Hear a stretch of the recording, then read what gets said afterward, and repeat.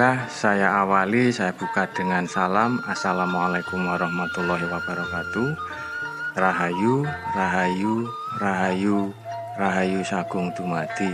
Salam damai seluruh alam, salam satu jiwa. Pada channel Ganesha 369 ini saya berbagi wawasan yang didapat dari tutur tinular. Barangkali bisa bermanfaat bagi teman-teman sekalian. Semuanya bisa belajar bersama-sama di sini. Mari saling memberi, saling menerima, saling mengisi kekurangan dan kelebihan masing-masing. Berbagi wawasan, berbagi pengetahuan, sama-sama belajar yang saya mulai dari dasar pondasinya, yaitu dari pemahaman tentang kesadaran. Jadi kenapa pelajaran pertama saya namakan SD, karena memang ini sangat dasar. Sadar diri dulu ya, berawal dari kesadaran itulah kita bangun sebagai pondasinya agar menjadi bangunan yang kuat dari pondasi yang kuat. Baiklah, kita mulai dari kesadaran. Orang sering mengatakan bahwa leluhur kita dulunya itu terbelakang, primitif, tidak mengenal Tuhan, dan mereka dikatakan masih terjebak dalam praktek-praktek penyembahan sesat yang kerap disebut dengan animisme dan dinamisme. Karena itu, agama baru perlu didatangkan pada waktu itu untuk menyempurnakan keyakinan leluhur kita, anggapannya, supaya leluhur kita tidak menjadi manusia yang tersesat dan bodoh. Apakah benar seperti itu? Faktanya, leluhur kita sejak zaman dulu sudah hatam soal bab ketuhanan. Bahkan kesadaran ilahiyah mereka telah banyak didokumentasikan ke dalam serat-serat kuno yang legendaris. Kedatangan agama baru seperti agama Hindu, Buddha, tak lantas membuat jati diri bangsa menjadi hilang. Sejak era kerajaan Majapahit bahkan sebelumnya, percampuran dua agama Hindu dan Buddha ini dengan budaya lokal Jawa ini telah sukses melahirkan agama baru, yakni yang mungkin sudah sering kita kenal, agama Siwa Buddha. Dan agama ini sudah diselaraskan dengan jati diri dan budaya bangsa, sehingga dia bisa melebur ke dalam masyarakat dan memiliki banyak penganut tanpa paksaan sedikit pun. Agama Siwa Buddha telah menjadi agama asli Nusantara, walaupun isi ajarannya banyak menggabungkan antara ajaran Hindu Siwa dengan Buddha Mahayana atau Buddha Tantrayana. Kesadaran ilahiyah juga sudah lama dipahami oleh leluhur-leluhur Nusantara, jauh sebelum agama-agama Samawi masuk. Bahkan kalau boleh dibilang, semenjak zaman dahulu, leluhur kita bisa jadi sudah lebih paham tentang kesadaran Tuhan jika dibandingkan dengan umat beragama di zaman sekarang ini yang banyak terjebak ke dalam praktek-praktek mabuk ritual, mabuk syariat, mabuk status benar dan salah maksudnya. Ya, banyak yang mabuk lah. Kebangkitan Nusantara sudah ada di depan mata. Tapi bukan berarti kita harus berpangku tangan, teman-teman, untuk menunggu kejayaan masanya itu akan tiba. Nusantara tidak akan bisa meraih kejayaannya tanpa dikelola oleh warganya yang memiliki kesadaran spiritual tingkat tinggi. Dan ini bisa dimulai dengan kembalinya kita ke jati diri kita masing-masing. Cerita masuknya agama Samawi banyak dimulai dengan cerita negosiasi Syekh Subakir dengan Sabdo Palon. Syekh Subakir bersikeras ingin menyebarkan agama baru di Nusantara. Namun Sabdo Palon sempat menolak dengan alasan masyarakat Jawa atau Nusantara ini sudah memiliki keyakinan dan kesadaran Tuhan sendiri. Jauh sebelum agama Samawi masuk ke Nusantara, Nusantara telah memiliki konsep kesadaran Tuhan atau ketuhanan itu sendiri. Nusantara ini adalah tanah spiritual, dan spiritualitas sejak dulu tak bisa dipisahkan dari peradaban nenek moyang kita. Ketika agama Hindu-Buddha belum memasuki Nusantara ini, leluhur kita sudah memiliki kepercayaan spiritual sendiri yang dinamakan Jawa Dwipa, atau kalau orang-orang penghayat kepercayaan sekarang menyebutnya sebagai Kapitayan. Inilah ajaran spiritual tertua yang ada di Jawa sebelum tercetus istilah agama.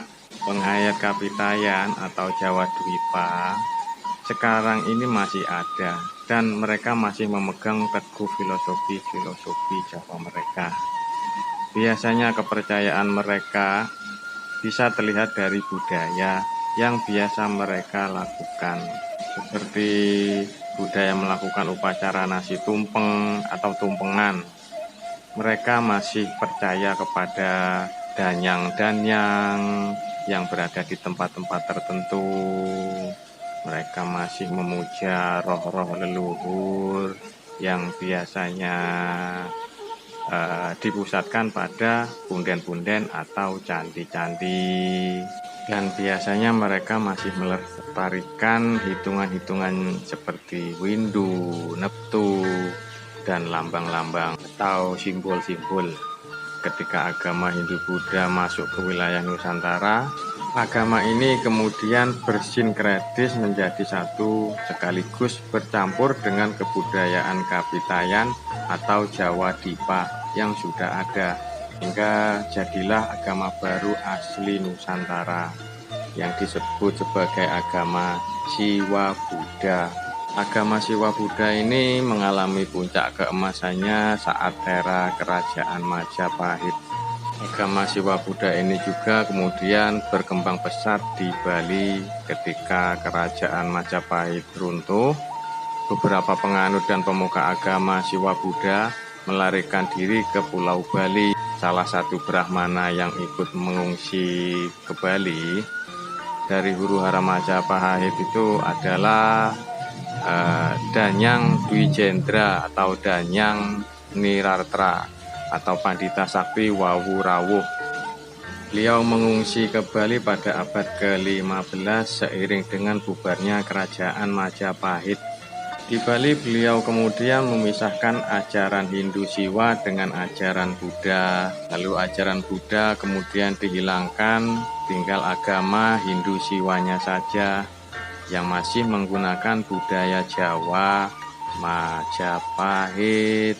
Agama baru ini kemudian disebut sebagai agama Tirta dan menjadi agama khas Bali. Pada tahun 1958, agama Tirta resmi dijadikan sebagai agama Hindu Bali dan terus berlangsung hingga saat ini. Jadi jika kalian ingin bernostalgia budaya Majapahit yang telah punah, kalian masih bisa melihat sisa-sisanya di peradaban masyarakat Hindu yang ada di Bali. Bahkan di Bali, upacara sugihan atau suguhan dibedakan antara sugihan Majapahit atau sugihan Jawa dengan sugihan Bali itu sendiri. Ketika agama Islam disebarkan oleh Wali Songo setelah kehancuran Kerajaan Majapahit, konsep kesadaran Tuhan yang sudah dipegang teguh sejak zaman Kapitayan tetap tidak bisa hilang. Ajaran kesadaran Tuhan ini ternyata selaras dengan ajaran makrifat Islam atau masuk ke dalam ilmu tasawuf. Karenanya ajaran tasawuf kemudian bisa berkembang. Ajaran kesadaran Tuhan atau makrifat ini kemudian bercampur dengan sisa-sisa budaya Siwa Buddha dan budaya asli Jawa, sehingga muncullah aliran kepercayaan baru yang disebut dengan kejawen. Jadi, kejawen ini sebenarnya adalah orang yang beragama Islam, tapi lebih menekankan kepada makrifat atau tasawuf dan masih mengamalkan budaya-budaya Siwa Buddha dan budaya asli Jawa dalam kehidupan sehari-harinya. Jika kita melihat hakikat bangsa ini sebagai Nuswantara, makhluk mandiri yang menuju kepada Tuhan, kesadaran ilahiyah atau kesadaran Tuhan tidak pernah hilang dalam liku-liku peradaban. Mulai dari zaman Kapitayan, Siwa Buddha, hingga kejawen, ia menyusup ke dalam ajaran-ajaran agama baru dan tetap diamalkan oleh anak cucunya. Lalu bagaimanakah leluhur kita dulu menyadari Tuhan? Bagaimana konsep kehidupan mereka sehingga mereka bisa mengenal Tuhan? Untuk menelusuri jejak-jejak ajaran kesadaran Tuhan yang banyak dianut oleh masyarakat Jawa kuno, kita bisa meniliknya melalui lontal-rontal kuno yang ditulis oleh leluhur kita. Beberapa serat dan rontal yang mengajarkan kesadaran ilahi menurut leluhur Jawa kuno ini banyak terdapat dalam rontal Sanghyang Nawaruci. Rontal ini diperkirakan diproduksi pada abad 15 sampai ke 16 Masehi oleh Empu Siwamurti dengan judul asli Tatwajenana Nirmala atau Sanghyang Pustaka Tatwajenana Nirmala. Dan kini isi rontal tersebut ditulis ulang, kemudian dijabarkan kembali oleh Damar Sasongko dalam bukunya Ilmu Jawa Kuno. Rontal ini menceritakan tentang pengetahuan kesadaran manusia dan tema ceritanya berkutat pada pencarian Banyu Mahapawitra atau air maha suci. Banyu Mahapawitra ini adalah simbol dari kebahagiaan hakiki atau kebahagiaan yang datang secara alami, bukan dibuat-buat, tanpa sebab dan tidak perlu alasan. Inilah yang disebut kebahagiaan yang muncul dari dalam jiwa manusia yang sudah murni. Banyu Mahapawitra juga disebut sebagai Sanghyang Tirta Kamandalu atau Sanghyang Amertanjiwani. Sanghyang Amertanjiwani ini adalah simbol dari bangkitnya Atma yang dulu terkubur oleh ilusi duniawi. Atma ini adalah bahasa Hindu untuk ruh manusia, atau kalau zaman sekarang disebut juga sebagai Atman. Jika Atma sudah bangkit, maka akan muncullah kebahagiaan hakiki itu. Pada tingkatan spiritual yang lebih tinggi, manusia tidak hanya mendapatkan kebahagiaan sejati saat Atma telah bangkit, tapi ia juga akan mendapatkan kesempurnaan sejati. Pada tahapan ini, apa yang dirasakan oleh manusia tidak bisa lagi diungkapkan dengan kata-kata dan tidak bisa lagi untuk dilukiskan atau digambarkan. Pada tahap inilah manusia mendapatkan pencerahan atau enlightenment. Di tahap inilah manusia mendapatkan pencapaian spiritual yang paling tinggi. Kalau menurut Dr. David R. Hawkins dalam skala Hawkins-nya, ketika manusia terlahir ke dunia ini, biasanya ia akan berada dalam kondisi acetana alias lupa, tidak sadar, kebingungan, belum memiliki kesadaran terdalam, dan belum mengenali jati dirinya. Dalam kondisi ini, ia akan tertutupi oleh maya tatwa atau ilusi. Ilusi ini membuat manusia menjadi lupa atau tidak menyadari atau tidak sadar dengan diri sejatinya. Ketika manusia sudah mendapatkan kesadarannya kembali atau sudah tercerahkan, maka manusia akan berada dalam kondisi cetana atau jenana. Di tahap ini manusia sudah tahu, sudah sadar, sudah ingat atau iling kesadaran terdalamnya dan tidak akan berbalik pada kelupaan. Di tahap ini manusia mulai menyadari hakikat dirinya, hakikat kehidupannya. Ia mulai menyadari dirinya dan ia mulai sadar tentang diri sejatinya. Cetana ini adalah sumber kesadaran, dan karena dia adalah sumber kesadaran, maka dia juga adalah hakikat dari kemuliaan. Dalam ajaran Siwa Buddha kadang disebut juga sebagai ilmu Jawa kuno. Sumber kesadaran atau cenana manusia ini terdiri 3 keberadaan. Yang pertama adalah Batara Parama Siwa Tattwa. Batara Parama Siwa Tattwa ini adalah sumber dari segala sumber, asal dan tujuan makhluk hidup dan seluruh makhluk di semesta. Batara Parama Siwa Tattwa melampaui segalanya dan sekaligus ia adalah segalanya. Ini adalah konsep Tuhan menurut ajaran Siwa Buddha dan selaras dengan istilah orang Jawa kuno yang berbunyi Gusti tan kena kinaya ngapa tan kena kinira. Gusti tan kena kinaya ngapa tan kena kinira. Artinya Tuhan tidak dapat digambarkan, dibayangkan, dan tidak bisa diserupakan dengan suatu apapun. Dan Tuhan tidak beraktivitas. Kalau Tuhan beraktivitas namanya makhluk atau manusia atau ciptaannya yang beraktivitas.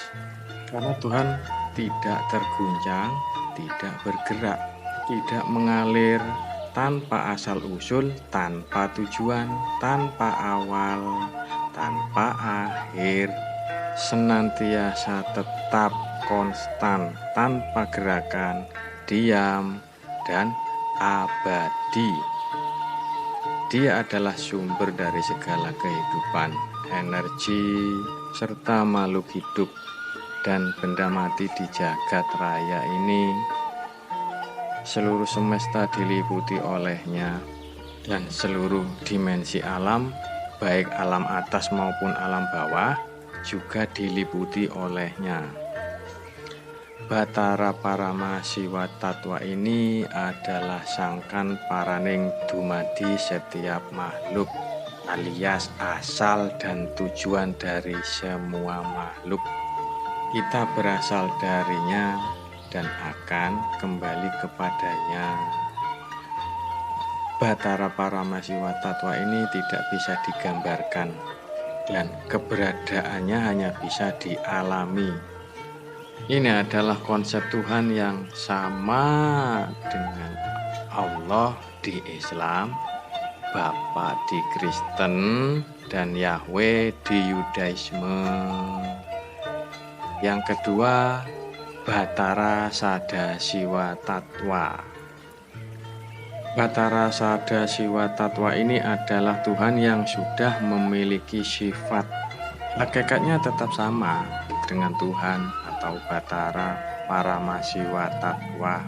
Namun, jika manusia sudah membicarakan Batara Sada Siwa Tattwa, maka itu adalah konsep Tuhan yang sudah memiliki sifat. Bukan lagi Tuhan yang tidak bisa dibayangkan atau digambarkan seperti konsep Batara Parama Siwa Tattwa. Dalam kepercayaan Siwa Buddha, Batara Sada Siwa Tattwa menciptakan semesta berikut makhluk-makhluk ini dimulai dari Tripurusa atau Trimurti terlebih dahulu. Tripurusa ini adalah 3 dewa utama dalam agama Siwa Buddha yang terdiri dari Batara Brahman, Batara Wisnu, dan Batara Siwa. Tripurusa ini adalah perwujudan Tuhan. Tripurusa adalah sosok-sosok ilahi pilihan. Dalam kepercayaan Siwa Buddha, Batara Sadasiwa Tattwa menciptakan semesta berikut makhluk-makhluknya ini. Dimulai dari Tripurusa atau Trimurti terlebih dahulu. Tripurusa ini adalah 3 dewa utama dalam agama Siwa Buddha yang terdiri dari Batara Brahman, Batara Wisnu, dan Batara Siwa. Namun mereka bukanlah sebatas sosok dewa berbadan manusia yang sering kita lihat gambarnya di pura atau di internet. Tripurusa ini adalah perwujudan Tuhan. Tripurusa adalah sosok-sosok ilahi pilihan yang memiliki karma baik berlimpah, sehingga mereka mampu menyentuh keberadaan sang sumber semesta. Dalam kepercayaan Siwa Buddha juga diceritakan bahwa setiap kali semesta tercipta, maka Batara Sadasiwa Tattwa akan memilih satu sosok ilahi, utusan atau wakil sebagai Bapak Semesta yang menjabat sebagai kehendak tertinggi. Sebelum terlahir sebagai Bapak Semesta, ia dulunya adalah seorang petapa agung yang bernama Batara Siwa. Batara Siwa kemudian memilih 2 pribadi unggul lainnya yang kemudian menjabat sebagai Batara atau Betara Wisnu yang bertugas memelihara semesta, dan juga Batara Brahma bertugas mencipta. Batara Siwa sendiri bertugas sebagai pelebur semesta. Dalam kepercayaan Siwa Buddha dinyatakan bahwa alam semesta ini diciptakan untuk kemudian dilebur berkali-kali. Setiap peleburan inilah ada Batara Siwa yang berperan memastikan peleburan semesta berjalan dengan baik. Kadang nama Batara Siwa juga disebut sebagai Batara Iswara. Secara batiniah, Batara Iswara atau Batara Siwa telah jauh mencapai tingkat kesadaran yang tinggi atau sudah mencapai Maha Brahma. Dan Batara Iswara ini selalu sama semenjak semesta diciptakan hingga nanti kiamat atau praloyo besar terjadi. Leluhur Nusantara umumnya lebih suka menjadi pengikut Batara Siwa. Bahkan sejak zaman Jawa Purba, dan ajaran mengenai Trimurti ini tidak bisa ditemukan dalam kitab Weda. Karena itulah agama Siwa Buddha dan Hindu Bali sangat berbeda dengan agama Hindu di India. Dan uniknya, pencapaian spiritual Batara Siwa juga bisa dicapai oleh manusia-manusia biasa seperti kita. Yang ketiga adalah Atmika Tattwa. Atmika Tattwa ini adalah percikan dari Batara Sadasiwa Tattwa yang menjadi cikal bakal inti kehidupan di seluruh semesta. Berikut makhluk yang menghuninya. Atmika Tattwa ini adalah cikal bakal ruh manusia. Jika dalam tasawuf Islam, Atmika Tattwa ini disebut sebagai Nur Muhammad. Dalam agama Siwa Buddha, Atmika Tattwa ini juga berarti Batara Sadasiwa Tattwa yang sudah bersifat utaprota, yakni menyatu dalam rangkaian tenunan, tapi juga sekaligus tercerabut dari ring rangkaian tenunan. Utaprota ini adalah simbol dari keberadaan Tuhan yang menyatu dengan semesta, sekaligus melampaui semesta. Dia tidak terlihat keberadaannya ketika Batara Sadasiwa sudah menyusup ke Maya Tatwa atau ilusi. Maya Tatwa ini adalah tirai tebal yang menutupi kesadaran semua makhluk. Dan Maya Tatwa ini adalah musuh manusia yang sebenarnya. Dalam ajaran Siwa Buddha dan juga kalau dilihat secara hakikat dari ajaran-ajaran spiritual lain di dunia ini, puncak dari spiritualitas manusia adalah untuk memisahkan cikal bakal ruh atau Atmika Tatwa dari pengaruh Maya Tatwa, sehingga cikal bakal ruh atau Atmika Tatwa atau Nur Muhammad ini bisa menemukan kembali kemurniannya dalam diri manusia. Saat manusia masih tertutupi Maya Tatwa, maka manusia akan senantiasa kehilangan kesadaran dan kesaktian dari sang Atmika Tatwa. Dan manusia yang mulai mengalami kebangkitan spiritualnya, biasanya ia akan terarahkan untuk menyibak dan membersihkan Maya Tatwa dalam dirinya, sehingga ia kembali sadar dan bisa menemukan hakikat Tuhan dalam diri. Kemudian ia jadi bisa menemukan jati dirinya sendiri. Oke teman-teman, sampai di sini apakah kalian masih bisa mencerna ini semua dengan lancar? Atau mungkin bagi kalian yang baru kenal dengan spiritualitas atau baru mendapatkan kebangkitan spiritualnya, hal-hal semacam ini akan terasa sulit untuk dicerna.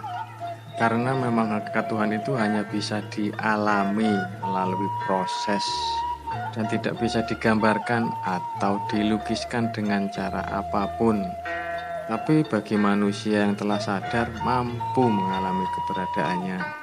Tapi jika kalian masih bingung, sebenarnya ya tidak masalah. Seiring dengan semakin dalam kalian bermeditasi, kontemplasi, dan menjalani laku spiritual lain seperti puasa dan sebagainya, suatu saat nanti kalian akan mengalami dan memahaminya sendiri. Bagaimana makna sejati dari kesadaran atau cerahkan itu tadi. Baiklah teman-teman, cukup sekian dulu video yang saya paparkan saat ini.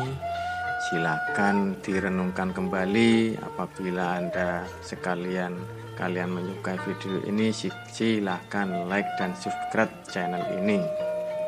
Oke teman-teman, cukup sampai di sini dulu video ini.